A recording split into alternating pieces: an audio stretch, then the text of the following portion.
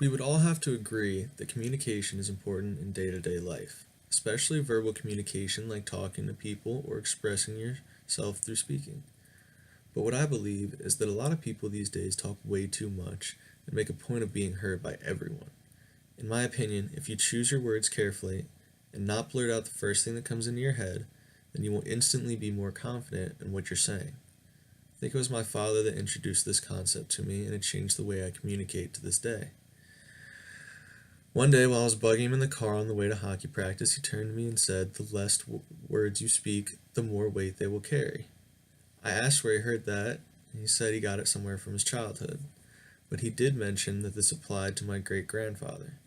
My grandfather was a very quiet man that had been through World War II, but if he did ever speak, you always wanted to hear what he was going to say. This concept didn't really touch base until I moved from West Virginia to Ashburn because I didn't know anyone, and I didn't say much in class or at hockey practice. Then one day, while at the Native American Museum in DC, I came across something called a speaking stick.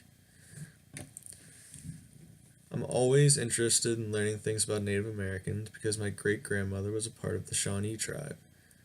Apparently, when natives gathered, the only person who could talk was the person holding this stick, kind of like in elementary school when you pass the ball to speak.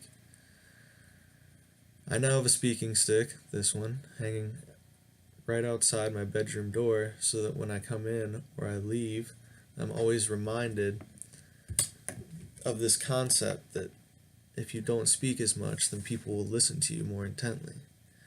I don't say much, but when I do, it's thought out and I'm confident in my words.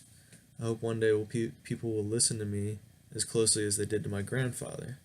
I think that these days, with all the social media and other outlets people use to maintain constant contact, that everyone could benefit from using less words. So in the interest of sticking to my point, I'm going to leave you with thank you and goodbye.